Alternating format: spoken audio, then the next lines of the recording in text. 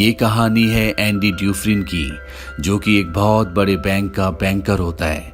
जज उसे उसकी पत्नी और उसकी पत्नी के लवर के कत्ल के इल्जाम में उम्र कैद की सजा सुनाता है और सजा के बाद उसे एक ऐसी जेल में भेजा जाता है जहां से आज तक कभी कोई कैदी भाग नहीं सका। इस जेल का नाम होता है शॉशैंक रिडेम्पशन। इस जेल में ऐसे ऐसे कैदी होते हैं जिन्होंने अपनी पूरी जिंदगी इसी जेल में बिता दी है। जब वो इस जेल में आए थे तो बाहर की जिंदगी अलग थी और अब बाहर की दुनिया पूरी तरह से बदल चुकी है। साथ ही यहाँ पर कायदे और कानून बहुत सख्त होते हैं। अगर कोई गलती करता है या जेल से भागने की कोशिश करता है तो उसे मार मार के अधमरा कर दिया जाता है। एंडी बहुत दिनों तक किसी से कोई बात नहीं करता। एक दिन वो यहाँ पर एक कैदी से मिलता है जिसका नाम होता है रेड। रेड इस जेल में बाहर से किसी भी तरह की चीज को मुहैया करवा सकता है। उसे इस जेल में पूरे 20 साल हो चुके हैं। एंडी रेड से कहता है कि उसे एक हथौड़ी और एक एक्ट्रेस का बहुत बड़ा पोस्टर चाहिए। रेड एंडी से पूछता है, क्या तुम उस हथौड़ी से जेल में सुरंग बनाना चाहते हो? एंडी कहता है, जब वो हथौड़ी आएगी तुम खुद समझ जाओगे। रेड एंडी को यहाँ पर आगाह भी करता है। वो उसे 3 कैदी दिखाता और बताता है कि उन तीनों की तुम पर गंदी नजर है। एंडी कहता है कि अगर मैं उन्हें बता दूं कि मैं गे नहीं हूं तो? रेड कहता है, इससे उन्हें कोई फर्क नहीं पड़ता। एंडी के कहने पर रेड उसके लिए हथौड़ी मंगवा देता है और जब वो हथौड़ी देखता है तो मन ही मन सोचता है इस हथौड़ी से जेल में सुरंग बनाने में 600 साल लग जाएंगे। दरअसल एंडी को पत्थर तराशने का शौक होता है और इसीलिए उसने ये हथौड़ी मंगवाई होती है।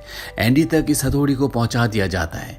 अब कुछ दिनों बाद वो 3 लोग जिनकी नजर एंडी पर गंदी होती है वो उसे मौका देखकर पकड़ लेते हैं और उसका शारीरिक रूप से शोषण करते हैं। ये सिलसिला अगले 2 साल तक इसी तरह से चलता रहता है।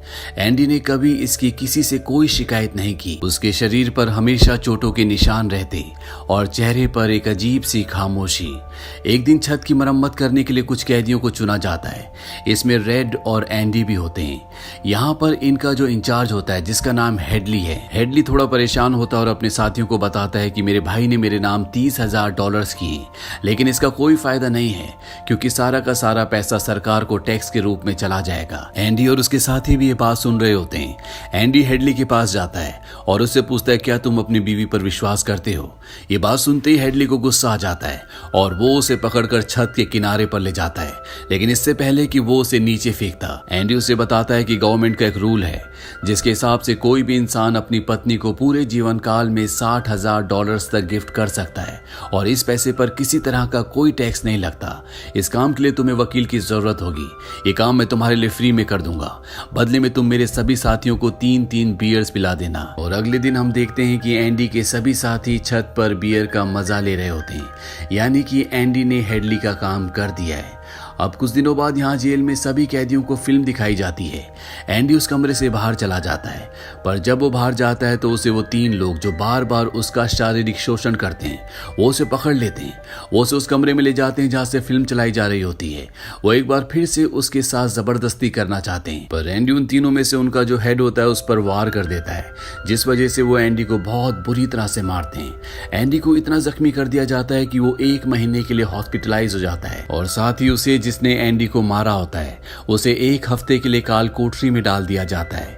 1 हफ्ते बाद जब वो वापस अपने सेल में जाता है तो वहां पर वही ऑफिसर होता है जिसका एंडी ने $30,000 का टैक्स बचाया था। वो ऑफिसर उस आदमी को इतनी बुरी तरह से मारता है कि वो हमेशा के लिए अपंग हो जाता है। अब कुछ दिनों के बाद इस जेल का जो वार्डन होता है वो एंडी के सेल में आता है और उसके सेल की तलाशी करवाता है।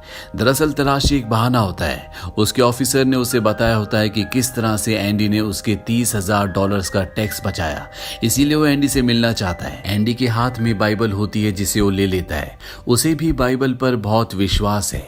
एंडी के सेल के अंदर बहुत सारे एक्टर्स के फोटोज होते हैं और साथ ही एक एक्ट्रेस का बहुत बड़ा पोस्टर भी। वार्डन कहता है, वैसे तो मैं अलाउ नहीं करता, पर कभी कभी इसे नजरअंदाज किया जा सकता है। दरअसल सबसे हैरानी की बात यह होती है कि वार्डन को वो हथौड़ी नहीं मिलती जो एंडी ने रेड से मंगवाई थी। वार्डन यहाँ से निकल जाता है, पर कुछ ही पल बाद वो लौट कर आता है और उसके हाथ में जो एंडी की बाइबल होती है वो उसे लौटाते हुए कहता है कि मुक्ति इसी में है। वार्डन एंडी से इंप्रेस होता है, इसीलिए वो उसे अपने ऑफिस में बुलाता है और उसे असिस्टेंट लाइब्रेरियन बना देता है। लाइब्रेरी में एक बूढ़ा आदमी होता है जो कई सालों से लाइब्रेरी को संभाल रहा है और एंडी को उसके अंडर काम करना है। साथ ही एंडी यहाँ पर दूसरे ऑफिसर्स की ITR भरना भी शुरू कर देता है। जैसे जैसे साल बीतते हैं एंडी के पास काम बढ़ता ही चला जाता है। उसे एक असिस्टेंट की जरूरत पड़ती है और वो अपना असिस्टेंट अपने सबसे अच्छे दोस्त को, जिसका नाम रेड है, उसे बनाता है। धीरे धीरे इसी तरह से वक्त बीतता चला जाता है और एक दिन लाइब्रेरियन जिसके अंडर एंडी काम करता है वो एक आदमी की गर्दन पर चाकू लगा देता है। दरअसल सरकार ने उसकी सजा माफ कर दी है पर वो इस जेल को छोड़कर नहीं जाना चाहता। आज उसे इस जेल में पूरे 50 साल हो चुके हैं। ये जेल की दुनिया ही उसकी असली दुनिया है और उसे लगता है कि अगर उसने किसी का खून कर दिया तो उसकी सजा बढ़ जाएगी और उसे इसी जेल में रखा जाएगा। पर एंडी और रेड के समझाने पर बूढ़ा लाइब्रेरियन ब्रूक्स उस आदमी को जिसकी गर्दन पर उसने चाकू लगाया होता है उसे छोड़ देता है। जेल से छूटने के बाद लाइब्रेरियन ब्रूक्स को सच में बहुत अजीब लगता है। 50 सालों में बाहर की दुनिया की रफ्तार बहुत बढ़ गई होती है। जहां सड़क पर पहले एक गाड़ी दिखती थी अब सड़कों पर गाड़ियों की भीड़ है और इस भीड़ भाड़ की तेज रफ्तार वाली जिंदगी में ब्रूक सरवाइव नहीं कर पाता और वो अपनी जान दे देता है। वहीं जेल में दिखाया जाता है जहां पर वार्डन एक नया प्रोग्राम शुरू करता है। इस प्रोग्राम का नाम होता है इन आउट। इस प्रोग्राम में जेल के कैदियों को बाहर ले जाकर काम करवाया जाएगा ताकि उन्हें पता चल सके कि मेहनत से पैसे कैसे कमाए जाते हैं। पर इस प्रोग्राम के जरिए वार्डन को बहुत सारे कॉन्ट्रैक्ट मिल जाते हैं क्योंकि जेल के कैदियों की लेबर बहुत सस्ती होती है। वार्डन बहुत सारे पैसे बना लेता है पर उसका ये पैसा ब्लैक का होता है। एंडी उसकी इसमें मदद करता है। वो उसका पार्टनर एक ऐसे आदमी को बनाता है जो इस दुनिया में है ही नहीं, यानी कि वो रैंडल स्टीवंस के नाम के नकली डॉक्यूमेंट्स बनाते हैं और उसके अकाउंट में सारा पैसा ट्रांसफर कर देते हैं ताकि अगर कल को पुलिस को पता भी चल जाए तो पुलिस एक ऐसे आदमी को ढूंढ रही होगी जो इस दुनिया में कभी पैदा ही नहीं हुआ। अब यहाँ जेल में एक नया कैदी आता है जिसका नाम टॉमी होता है। टॉमी बहुत यंग होता है। वो आज तक कई जेलों में जा चुका है पर जब उसे पता चलता है कि एंडी ने आज तक कई लोगों की मदद की है तो वो उसके पास जाता है और उसे कहता है कि वो अपनी हाई स्कूल की पढ़ाई पूरी करना चाहता है ताकि जेल से निकलने के बाद वो अपनी बीवी और अपने बच्चे के साथ एक अच्छी जिंदगी जी सके। एंडी इसमें उसकी मदद करता है। एक दिन टॉमी रेड के पास जाता है। उससे पूछता है कि एंडी बहुत इंटेलिजेंट है, वो इस जेल में क्या कर रहा है। रेड उसे बताता है कि उसने अपनी पत्नी और अपनी पत्नी के लवर का कत्ल किया था। वो एक बहुत बड़ा बैंकर था। ये सुनकर टॉमी पूरी तरह से शांत हो जाता है और अगले पल टॉमी के सामने एंडी और रेड होते हैं। टॉमी उन दोनों को बताता है कि एक बार वो एक जेल में गया था जहां पर उसे कैदी मिला था। उस कैदी ने बताया कि एक रात को एक घर में चोरी करने गया। उस घर का ओनर जाग गया और उसने ओनर को और उसकी पत्नी को गोली मार दी। बाद में उसे पता चला कि वो दोनों पति पत्नी नहीं थे बल्कि लवर थे। वो औरत एक बहुत बड़े बैंकर की पत्नी थी और उस बैंकर को उसकी पत्नी और उसकी पत्नी के लवर के कत्ल के इल्जाम में गिरफ्तार कर लिया गया। यहाँ हमें पता चलता है कि एंडी बेगुनाह था। ये सब जानने के बाद एंडी वार्डन के पास जाता है पर वार्डन जानबूझकर उसकी बातों पर विश्वास नहीं करता क्योंकि एंडी वो इंसान है जो उसके काले पैसों को व्हाइट में बदलता है। वो उसके सारे राज जानता है। एंडी उसे इनडायरेक्टली धमकी देता है कि मैं तुम्हारे काले पैसे के बारे में किसी को नहीं बताऊंगा। इस बात से वार्डन को गुस्सा आ जाता है और वो एंडी को 1 महीने के लिए काल कोठरी में डाल देता है और साथ ही टॉमी जिसकी गवाही से एंडी रिहा हो सकता है, वार्डन उसे गोली मरवा देता है। इसके बाद वो एंडी के पास जाता है और उसे कहता है कि टॉमी ने भागने की कोशिश की थी इसीलिए उसे गोली मार दी गई। एंडी जानता है कि वार्डन झूठ बोल रहा है। वो कहता है कि आज के बाद मैं तुम्हारा काम कभी नहीं करूंगा। वार्डन कहता है कि इसे 1 महीने और काल कोठरी में रखो। आज तक किसी को भी इतने लंबे समय तक काल कोठरी में नहीं रखा गया। अब काल कोठरी में पूरे 2 महीने गुजारने के बाद जब एंडी बाहर आता है तो रेड उसके पास आता है। एंडी रेड से पूछता है क्या तुम कभी इस जेल से बाहर निकल पाओगे। रेड कहता है शायद जब मैं बहुत बूढ़ा हो गया हूँ और मेरे दिमाग ने काम करना बंद कर दिया हो तब। एंडी कहता है कि मैं यहाँ से निकलकर जिवातेन्योर जाऊंगा। ये मैक्सिको में समंदर किनारे एक बहुत खूबसूरत जगह है। कहा जाता है कि इंसान अपने आप को यहाँ पर खो देता है। मैं वहाँ पर अपना रेस्टोरेंट खोलूंगा, समंदर किनारे अपनी नाव को रिपेयर करूंगा और दोस्तों के साथ गहरे समंदर में मछली मारने के लिए निकल पड़ूंगा। रेडी सुनकर परेशान हो जाता है। वो कहता है कि उम्मीद बहुत खतरनाक चीज होती है, ये इंसान को पागल तक कर देती है। तुम्हें सच्चाई की दुनिया में वापस लौटना होगा। मैक्सिको यहाँ से बहुत दूर है। एंडी कहता है कि तुम सच कहते हो। अब मेरे पास सिर्फ 2 ही रास्ते हैं, या तो मैं घुट घुट कर जीऊं या मर जाऊं। जाने से पहले एंडी रेड से कहता है कि तुम वादा करो कि तुम मेरा एक काम करोगे? रेड कहता है कि हाँ मैं जरूर करूंगा। एंडी कहता है कि बस्टन के पास एक बहुत बड़ा मैदान है, उस मैदान में एक बहुत बड़ा पेड़ है, उस पेड़ के पास एक पत्थर की दीवार है, उस पत्थर की दीवार पर एक काले रंग का पत्थर है, उस पत्थर के नीचे कुछ गड़ा है। वादा करो जब भी तुम जेल से बाहर निकलोगे तुम वहां पर जरूर जाओगे। रेड पूछता है उस पत्थर के नीचे क्या है? एंडी कहता है इसके लिए तुम्हें वहां पर जाना होगा। ये कहकर एंडी यहाँ से सीधा वार्डन का काम करने जाता है। वो वार्डन का काम खत्म करके उसके सारे डॉक्यूमेंट्स एक खास तिजोरी में रखता है। डॉक्यूमेंट्स रखने के बाद एंडी को वार्डन अपने कपड़े देता है। वो कहता है मेरे कपड़े इस्त्री करवा देना और मेरे जूतों को आईने की तरह चमका देना। इसके बाद एंडी वापस अपने सेल में आ जाता है। वहीं रेड आज रात को बहुत परेशान होता है क्योंकि उसे शक है कि एंडी अपनी जान दे सकता है। सुबह जब सभी के सेल्स के दरवाजे खोलते हैं तो एंडी अपने सेल से बाहर नहीं आता और जब गार्ड उसके सेल के पास पहुंचता है तो वो पूरी तरह से हैरान होता है। वहीं वार्डन को दिखाया जाता है जो अपने जूते पहनने के लिए निकालता है, पर उस बॉक्स में उसके नहीं बल्कि एंडी के जूते होते हैं और तभी सायरन बजता है और ये सायरन होता है किसी कैदी के भागने का। वार्डन एंडी के सेल में जाता है।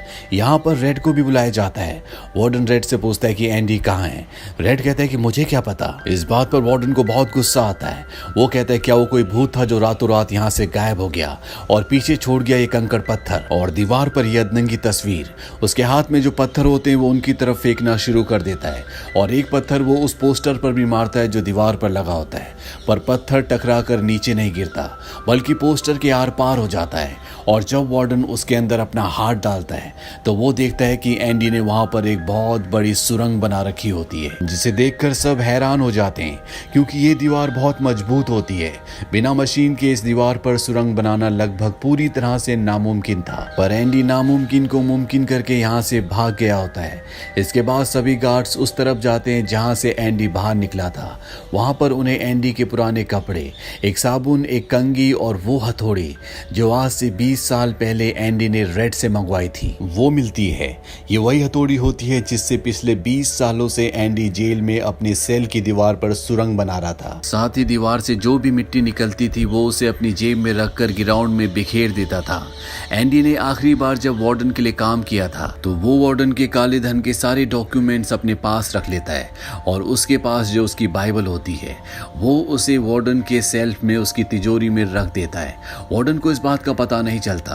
साथ ही वार्डन ने अपने कपड़े जो उसे प्रेस करने के लिए दिए थे, एंडी उन कपड़ों को अपने कपड़ों के अंदर पहन लेता है। साथ ही उसके जूते जो वार्डन ने उसे पॉलिश करने के लिए दिए थे, एंडी उन्हें पहनकर वहां से निकल जाता है। रात को जैसी सारी लाइट्स बंद होती है एंडी उस सुरंग से बाहर निकलता है। इसके बाद वो एक गटर का पाइप तोड़ता है और उस गटर के पाइप में रेंगता हुआ वो उस जेल से जहां से आज तक कोई भी कैदी नहीं भागा वहां से भाग जाता है। हालांकि एंडी जिस गटर के पाइप से रेंगता हुआ बाहर निकला था वो 2 फुटबॉल ग्राउंड के बराबर लंबा था। अगली सुबह एंडी उस बैंक में जाता है जहां पर वार्डन का सारा काला धन होता है। ये धन एक ऐसे आदमी के नाम पर होता है जो इस दुनिया में है ही नहीं। दरअसल एंडी जेल से उस आदमी के सिग्नेचर करता था। साथ ही एंडी के पास उस आदमी के नाम के सारे डॉक्यूमेंट्स भी होते हैं, इसीलिए एंडी बैंक्स में जाकर सारे पैसे निकाल लेता है और ये पैसे होते हैं 2.95 मिलियंस। यानी कि एंडी न सिर्फ आजाद हो गया है बल्कि वो बहुत अमीर भी है। एंडी के पास वार्डन के काले चिट्ठों के सारे डॉक्यूमेंट्स होते हैं जो वो प्रेस को भिजवा देता है। अगली सुबह ये खबर अखबार में छप जाती है और जब वार्डन तिजोरी खोलकर देखता है तो उसमें उसके डॉक्यूमेंट्स नहीं बल्कि बाइबल होती है। बाइबल के पहले पेज पर एंडी ने लिखा होता है कि तुमने सही कहा था, मुक्ति इसी में है। और जब वार्डन पेज पलटता है तो वो देखता है कि वहां पर हथौड़ी का एक निशान होता है। दरअसल एंडी ने पेज को हथौड़ी की शेप में काट कर एक सांचा बनाया होता है जिसके अंदर वो अपनी हथौड़ी छुपाया करता था। और आज से 20 साल पहले जब वार्डन पहली बार एंडी की सेल में गया था और उसने एंडी की बाइबल उसके हाथ से लेकर वापस उसे लौटाई थी, उस वक्त भी वो हथौड़ी इसी बाइबल के अंदर थी। अब वार्डन का पूरा चिट्ठा खुल चुका है।